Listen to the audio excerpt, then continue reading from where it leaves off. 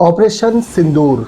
इसके तहत भारतीय सेना ने पाकिस्तान में 9 ठिकानों पर मिसाइल्स दागी हैं और ये ऑपरेशन सिंदूर है बदला पहलगाम में हुए आतंकी हमले का। आज की वीडियो में हम देखेंगे किस तरह से ऑपरेशन सिंदूर को अंजाम दिया गया, इसके बाद क्या क्या हुआ, पाकिस्तान ने क्या कहा और कौन कौन से आतंकवादी मारे गए। इसके बाद हम बात करेंगे पाकिस्तान क्या अब भारत पर हमला कर सकता है। सबसे पहले भारत रात के अंधेरे में पाकिस्तान के अंदर 9 स्ट्राइक्स करता है और ये एयर स्ट्राइक होती है 8 जगहों पर और ये अटैक था मिसाइल अटैक और कामाकाजी ड्रोन अटैक। जब ये अटैक हो गए तो पाकिस्तान ने यहाँ से आने वाली वीडियोस को रोकने के लिए बहुत सारी जगह पर इंटरनेट शट डाउन कर दिया था, बहुत सारी जगह कंप्लीट ब्लैकआउट कर दिया गया था, लेकिन फिर भी ये वीडियोस पूरी दुनिया को दिखाई दी। बहुत सारे ऐसे दृश्य आए जहां पर मिसाइल ने पाकिस्तान में आतंकवादियों के ठिकाने को निस्त नाबूद कर दिया है। और जब ये सारी स्ट्राइक्स पूरी हो जाती हैं तो रात के 2 बजे भारतीय सेना देशवासियों को बताती है कि ऑपरेशन सिंदूर पूरा हो चुका है। भारत का ये बदला ठीक 14 दिनों में पूरा हो जाता है। देखिए 2016 में जब उरी पर हमला हुआ था तब भारतीय सेना ने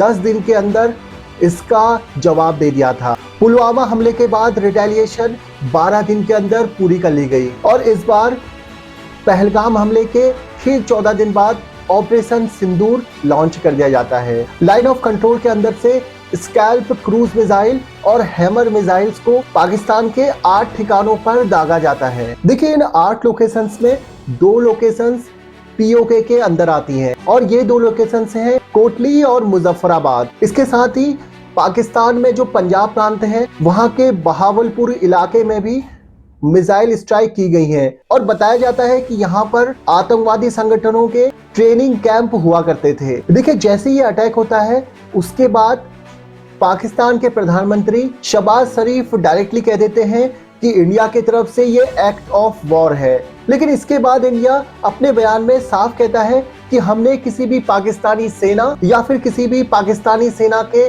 लोकेशंस या आम सिविलियंस को टारगेट नहीं किया है। भारत का टारगेट सिर्फ और सिर्फ आतंकवादी और आतंकवादी संगठन जहां से चलाए जा रहे थे वहीं पर था। देखिए बहावलपुर में भारत ने जो एयर स्ट्राइक करी थी उसमें आतंकवादी मसूद अजहर के घर के 10 रिलेटिव मारे जाते हैं। देखिए इसके बाद जब इसके घर के 10 सदस्यों की मौत हो जाती है अब ये असली टेरर को फील कर रहा होगा। इसे अब पता चल रहा होगा कि आतंकवाद क्या होता है और आतंकवाद से खुद का भी कितना नुकसान हो सकता है। मसूद अजहर एक यूएन डेजिग्नेटेड आतंकवादी है। जैश ए मोहम्मद का संगठन चलाने वाला मसूद अजहर बहावलपुर में था और यहीं पर जैश ए मोहम्मद के संगठन के ऊपर ही एयर स्ट्राइक की गई थी। यहाँ पर 2 मिसाइल्स दागी जाती हैं और अब जैश ए मोहम्मद ने खुद से एक्सेप्ट कर लिया है मसूद अजहर के 10 रिलेटिव मारे जा चुके हैं। इसके बाद आपको मैं एक वीडियो दिखाता हूँ।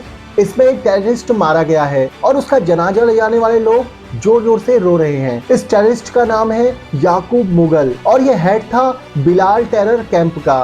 कितने ही मासूम लोगों को इस बिलाल टेरर कैंप से निकलने वाले आतंकवादियों ने मारा होगा और आज की नीति देखिए, आज इसी के ऊपर इसके अपने लोग रो रहे हैं। अब आप देख सकते हैं इस फ्यूनरल में पाकिस्तान के आईएसआई के लोग भी हैं, पाकिस्तानी सेना के लोग भी हैं, पाकिस्तानी पुलिस के लोग भी हैं और यहाँ से ये साफ पता चल जाता है कि पाकिस्तान इन टेररिस्ट को फंड करता है, क्योंकि एक टेररिस्ट के फ्यूनरल में अगर सरकारी लोग पहुंच रहे हैं तो इसका साफ मतलब है पाकिस्तान खुद को ही एक्सपोज कर रहा है। और सबसे बड़ी बात यह है कि ये वर्दी में खड़े हुए हैं और वर्दी में खड़े होकर फ्यूनरल में शरीक हुए हैं और इसके बाद पाकिस्तान पूरी दुनिया पर चीख चीख कर कहता है कि हम टेररिस्ट को फंड नहीं करते हैं। अब नेक्स्ट वीडियो में देखते हैं पाकिस्तान में जैश ए मोहम्मद के हेडक्वार्टर्स के ऊपर जब मिसाइल दागी गई उसके बाद इन हेडक्वार्टर्स का क्या हाल हो चुका है। देखिए इसके बाद आप आगे की वीडियो में देख सकते हैं जब ये जैश ए मोहम्मद के हेडक्वार्टर्स पर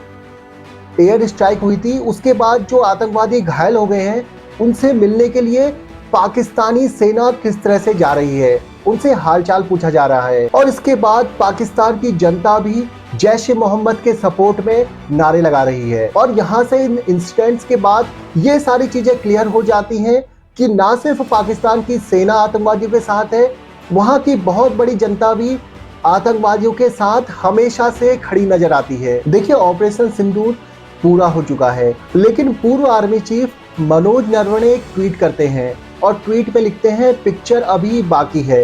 इसका मतलब है कि शायद कुछ चीजें अभी भारत और करे। इसके बाद बात करें पाकिस्तान की, तो पाकिस्तान के अंदर पाकिस्तान की संसद में खड़े होकर इनके प्रधानमंत्री ने कहा कि पाकिस्तान इसका बदला जरूर लेगा। लेकिन अगर इनके मंत्रियों की बात देखें तो इनके मंत्री कह रहे हैं अगर भारत अब आगे कोई कार्रवाई नहीं करता है तो पाकिस्तान भी तनाव नहीं चाहता है, हम भी रिटेलिएट नहीं करने वाले। तो पाकिस्तान के अंदर मिनिस्टर्स कुछ कह रहे हैं, यहाँ की आर्मी अपना कुछ अलग कह रही है और प्रधानमंत्री बिल्कुल अलग कह रहे हैं। और पाकिस्तान की बातों पर कभी भी विश्वास नहीं किया जा सकता है। पाकिस्तान हमेशा से कहता है कि वो तनाव नहीं चाहता है, फर्दर एस्केलेशन नहीं चाहता है, लेकिन हर बार पाकिस्तान की तरफ से युद्ध शुरू कर दिया जाता है। पाकिस्तान इस वक्त भारत में पुंछ डिस्ट्रिक्ट में सिविलियंस को अटैक करना शुरू कर चुका है। बहुत सारे गाँव में गोलीबारी की जा रही है। इसके साथ ही पाकिस्तान ने एक गुरुद्वारे को भी निशाना बनाया है और पाकिस्तान के इन सारे हमलों में अभी तक 15 भारतीय सिविलियंस की जान जा चुकी है। देखिए, पाकिस्तान LOC के पास भारी आर्टिलरी डिप्लॉय कर रहा है। देखिए, यहाँ से एक और बात सामने आ रही है।